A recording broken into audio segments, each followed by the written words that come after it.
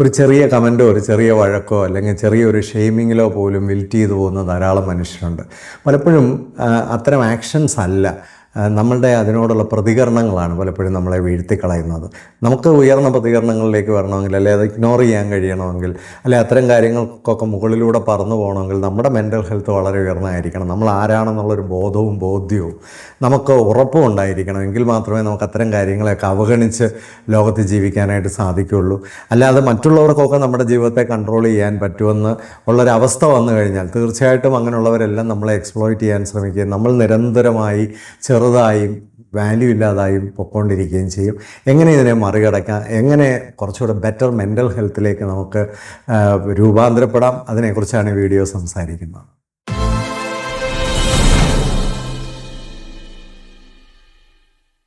ആധുനിക ലോകത്ത് മനുഷ്യൻ കൂടുതൽ സ്ക്രീൻ ടൈമിലേക്ക് ചുരുങ്ങുന്നതും അതുപോലെ തന്നെ വ്യക്തിബന്ധങ്ങൾ കുറയുന്നതും അമിതമായ കോമ്പറ്റീഷനൊക്കെ കൂടുന്നതും താരതമ്യം കൂടുന്നതും ഒക്കെ നമ്മുടെ മെൻ്റൽ ഹെൽത്തിനെ വളരെ മോശമായി ബാധിക്കാറുണ്ട്. പലപ്പോഴും മാനസികമായ കുറവ് പല വ്യക്തികളിലും നമുക്ക് പല സാഹചര്യങ്ങളിലും കാണാൻ പറ്റുന്നുണ്ട്. ഒരു ചെറിയ ഒരു കമൻറ്റ് പോലും പലപ്പോഴും നമുക്ക് സ്വീകരിക്കാൻ പറ്റാത്തൊരവസ്ഥ. നമ്മളെക്കുറിച്ച് ആരെങ്കിലും എന്തെങ്കിലും ഒന്ന് പറഞ്ഞാൽ നമ്മൾ ഭയങ്കരമായിട്ട് അഫക്റ്റഡ് ആകുന്നൊരവസ്ഥ, ഒരു ചെറിയൊരു ഷെയിം പോലും എടുക്കാൻ പറ്റാത്ത, അല്ലെങ്കിൽ എല്ലാത്തിനും ഭയങ്കര ദുരഭിമാനത്തോടെ ചിന്തിക്കുന്ന ഒരവസ്ഥ, ഇങ്ങനെയൊക്കെയുള്ള നമ്മളെല്ലായിടത്തും ഒരു വിക്റ്റിമാണെന്ന് തോന്നുന്ന ഒരവസ്ഥ നമ്മൾക്ക് നിരന്തരമായിട്ടുണ്ടാകുന്നുണ്ടെങ്കിൽ നമ്മൾ നമ്മുടെ മെൻ്റൽ ഹെൽത്തിൽ വളരെയധികം നമ്മൾ സൂക്ഷിക്കേണ്ടതായിട്ടുണ്ട്. പലപ്പോഴും നമ്മളതിന് പറയുന്നത് അവരാണ് കാരണം, ഇവരാണ് കാരണം, അല്ലെങ്കിൽ എന്തെങ്കിലും മറ്റുള്ളവരെയോ ഏതെങ്കിലും സംഭവത്തെയോ അല്ലെങ്കിൽ ഏതെങ്കിലും കാര്യത്തെയോ ഒക്കെ നമ്മൾ ബ്ലെയിം ചെയ്താണ് അതിൽ നിന്നൊക്കെ താൽക്കാലികമായി മോചനം തേടുന്നത്. പക്ഷേ ഒരു കാര്യം നമ്മൾ മനസ്സിലാക്കേണ്ടത്,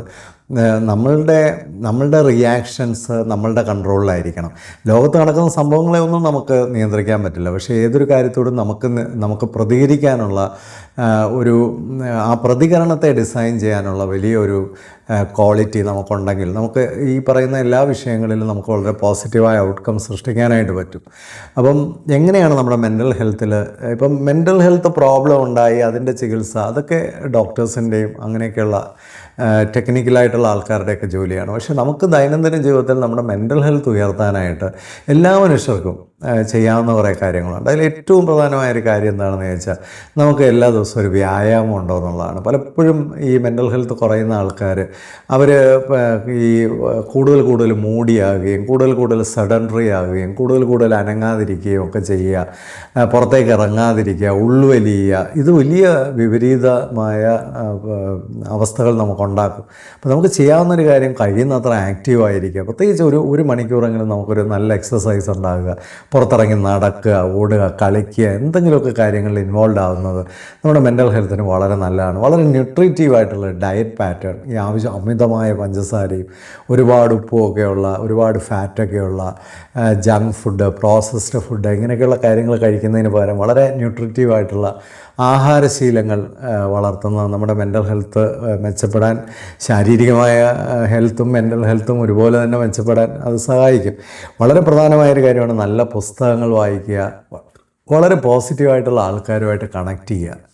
പുസ്തകങ്ങൾ വായിക്കുന്ന ശീലമൊക്കെ പൊതുവേ കുറഞ്ഞിട്ടുണ്ട്. പുസ്തകങ്ങൾ മാത്രമല്ല, സ്ക്രീൻ ടൈമൊക്കെ തന്നെ വളരെ നെഗറ്റീവായിട്ടുള്ള കാര്യങ്ങൾ കാണുക, നമ്മളെയൊക്കെ കൂടുതൽ രോഗാതുരമാക്കുന്ന കാര്യങ്ങൾ കാണുക, അതൊക്കെ കളഞ്ഞിട്ട് പോസിറ്റീവായിട്ടുള്ള നല്ല പ്രഭാഷണങ്ങളൊക്കെ കേൾക്കുക. കാണണമെന്ന് പോലുമില്ല, നമ്മൾ വെറുതെ ഇരിക്കുമ്പോഴേ, കുക്ക് ചെയ്യുമ്പോഴേ, അല്ലെങ്കിൽ നമ്മൾ നടക്കുമ്പോഴൊക്കെ നല്ല പ്രഭാഷണങ്ങൾ, പോസിറ്റീവായിട്ടുള്ള ആൾക്കാരെയൊക്കെ കേൾക്കുന്നത് നമുക്ക് ഒത്തിരി ഗുണം ചെയ്യും. കഴിഞ്ഞ ദിവസം ഞാൻ ഒരു സ്വാമിജി സംസാരിക്കുന്നത് കേൾക്കായിരുന്നു. അപ്പോൾ അദ്ദേഹം പറഞ്ഞത്, we are not suppose to just go through life but grow through life. അത് വളരെയധികം പോസിറ്റീവായിട്ടൊരു ചിന്തയായിരുന്നു. കുറേ നേരത്തേക്ക് അതിങ്ങനെ മനസ്സിൽ കിടന്നു. അപ്പം വെറുതെ ഇങ്ങനെ പോവുകയല്ല, നമ്മൾ ജീവിക്കുമ്പോൾ വളർന്ന് ജീവിക്കുക, അത് വലിയൊരു ആശയമാണ്. ഞാൻ ഒരു ഹോട്ടലിൽ ഭക്ഷണം കഴിച്ചുകൊണ്ടിരുന്നു. ചില നല്ല ആൾക്കാരുമായിട്ട് സംഭാഷണം നടത്തുമ്പോൾ, ചില നല്ല ആൾക്കാരെ മീറ്റ് ചെയ്യുമ്പോഴൊക്കെ നമുക്കുണ്ടാകുന്നൊരു വലിയ പോസിറ്റീവ് എനർജി ഉണ്ട്. അപ്പോൾ ഞാൻ കുറച്ച് ദിവസം ചാലക്കുടിയിലായിരുന്നു. ഞാൻ അവിടെ ഒരു റെസ്റ്റോറൻറ്റിൽ ഭക്ഷണം കഴിക്കാനായിട്ട് കയറി. അപ്പോൾ അവിടെ ഒരു പ്രായമുള്ളൊരു മനുഷ്യൻ, അദ്ദേഹം ഭക്ഷണം കഴിക്കുന്നു. അപ്പോൾ എൻ്റെ നേരെ ഓപ്പോസിറ്റിലാണ് പുള്ളി ഇരിക്കുന്നത്. അപ്പോൾ പുള്ളി ഇങ്ങനെ എന്നോട് സംസാരിക്കുന്നത്, 49 രൂപയായി, ചില്ലറ കാണുമോ എന്നറിയില്ല എന്നൊക്കെ പറഞ്ഞിട്ട് പുള്ളി ഒരു 500 രൂപ എടുത്തു വെച്ചു. പിന്നെ അത് മാറ്റിയിട്ട് ഒരു 100 രൂപ അദ്ദേഹം തന്നെ എവിടുന്നോ കണ്ടുപിടിച്ചൊരു 100 രൂപ എടുത്തു വെച്ചു. അപ്പോൾ ഞാൻ അദ്ദേഹമായിട്ട് ഇങ്ങനെ നല്ലൊരു സംഭാഷണത്തിലിരിക്കുകയാണ്. അപ്പോൾ ആ വെയിറ്റർ ബില്ലെല്ലാം പേ ചെയ്ത് തിരിച്ചു കൊണ്ടുവന്ന് 51 രൂപ അവിടെ വെച്ചു. അപ്പോൾ അദ്ദേഹം ആ വെയിറ്ററോട് പറഞ്ഞു, അത് ഇയാളുടെ കയ്യിലിരിക്കട്ടെ എന്ന് പറഞ്ഞു. എനിക്ക് വളരെ സന്തോഷവും ഒരല്പം അതിശയവും തോന്നി. ഞാൻ പറഞ്ഞു, സാറ് 49 രൂപയ്ക്കേ കഴിച്ചുള്ളൂ, 51 രൂപ ടിപ്പ് കൊടുത്തു എന്ന് പറയുമ്പോൾ അദ്ദേഹം പറഞ്ഞത്, എനിക്ക് 70 വയസ്സ് കഴിഞ്ഞു, ഞാൻ ഒരുപാട് ഇനി എടുക്കാനല്ല കൊടുക്കാനാണ് തീരുമാനിച്ചിരിക്കുന്നത്. ഇത് വലിയൊരു ആശയമാണ്. 70 വയസ്സ് കഴിഞ്ഞു, ഒരുപാട് എടുത്ത ആളാണ്, ഇനി കൂടുതൽ കൊടുക്കുന്നതിലാണ് താല്പര്യം. അപ്പോൾ അതൊരു വലിയ ആശയവും ഒരു വലിയ ചിന്തയും അവിടെ തന്നു. അപ്പോൾ നമ്മൾ നല്ല മനുഷ്യരുമായിട്ടൊക്കെ കണക്ട് ചെയ്യുമ്പോൾ, നല്ല മനുഷ്യരുമായിട്ടൊക്കെ മീറ്റ് ചെയ്യുമ്പോൾ നമുക്ക് ഒത്തിരി നല്ല ആശയങ്ങൾ, നല്ല ചിന്തകളൊക്കെ അവർ സമ്മാനിക്കും. നല്ല പുസ്തകങ്ങൾ, നല്ല പ്രഭാഷണങ്ങളൊക്കെ നമുക്ക് വളരെയധികം ഗുണങ്ങൾ ചെയ്യും. പണ്ട് കാലത്തൊക്കെ ഒരുപാട് നല്ല പ്രഭാഷണങ്ങളൊക്കെ ഓർഗനൈസ് ചെയ്യുമായിരുന്നു സമൂഹത്തിൽ. അവിടെയൊക്കെ പോയിരുന്ന നല്ല പ്രഭാഷണങ്ങളൊക്കെ കേൾക്കുന്നത് പ്രായമുള്ള മനുഷ്യരുടെയൊക്കെ ഏറ്റവും വലിയൊരു വിനോദമായിരുന്നു. ഇന്ന് അങ്ങനത്തെ പ്രഭാഷണങ്ങളൊന്നുമില്ല. അല്ലെങ്കിൽ ഈ കൊണ്ടുവരുന്നതൊക്കെ വെറും നാലാംകട ആൾക്കാരെയൊക്കെ ആയിരിക്കും. അവരുടെയൊക്കെ വിഷലിപ്തമായ കാര്യങ്ങളൊക്കെ ആയിരിക്കും നമ്മൾ കൂടുതൽ കേൾക്കേണ്ടി വരിക. അതുപോലെ നമുക്ക് വളരെ പ്രധാനമായിട്ട് നമ്മൾ ഒരിക്കലും ഒരു ജോലിയില്ല, അല്ലെങ്കിൽ റിട്ടയർഡായി, അല്ലെങ്കിൽ നമുക്കിഷ്ടമില്ലാത്തൊരു ജോലി ചെയ്യുക. മെൻ്റൽ ഹെൽത്ത് മെച്ചപ്പെടണമെങ്കിൽ ഇഷ്ടമില്ലാത്തത് നിരന്തരമായി ചെയ്തുകൊണ്ടിരുന്നിട്ട് കാര്യമില്ല. ഒരു ഡെഡ്ലൈൻ ഇട്ടിട്ട് അവിടെ നിന്ന് ഇറങ്ങുക. നമുക്കിഷ്ടമില്ലാത്ത കാര്യങ്ങളാണോ എന്നും ചെയ്ത് നമ്മൾ കൂടുതലും നരയിക്കേണ്ട. നമ്മുടെ മെൻ്റൽ ഹെൽത്ത് തകരുന്നെങ്കിൽ പിന്നെ നമ്മൾ ഈ ജോലി ചെയ്ത് ഇനി എന്ത് ചെയ്താലും നമുക്ക് ആ ഡാമേജിനെ നമുക്ക് ഓവർകം ചെയ്യാൻ പറ്റില്ല. അപ്പം നമുക്ക് ഇഷ്ടമില്ലാത്തൊരു ജോലിയാണോ, ഈ ഒരു കൊല്ലം കഴിഞ്ഞിട്ട് ഞാൻ ഇതിൽ നിന്ന് ഇറങ്ങണം, എനിക്ക് വേറൊരു സ്ഥലം. അപ്പോൾ നമ്മൾ അതിനു വേണ്ടിയുള്ള ബിൽഡിങ് ആരംഭിക്കണം. Start acting, start working on your passion, start working on your strength, start working on your what you believe to be. അപ്പോൾ അങ്ങനെയുള്ള കാര്യങ്ങൾക്കൊക്കെ വേണ്ടി നമ്മൾ പതുക്കെ ആക്ട് ചെയ്ത് തുടങ്ങണം. വെറുതെ ഇങ്ങനെ ചിന്തിച്ചുകൊണ്ടിരുന്നാൽ, സ്വപ്നം കണ്ടുകൊണ്ടിരുന്നാൽ മാറ്റങ്ങളൊന്നും ജീവിതത്തിൽ സംഭവിക്കില്ല. നമുക്കൊരു മാറ്റം ഉണ്ടാവണമെങ്കിൽ ആ മാറ്റത്തിന് വേണ്ടി വളരെ നേരത്തെ തന്നെ നമ്മൾ പ്രവർത്തിച്ചു തുടങ്ങണം.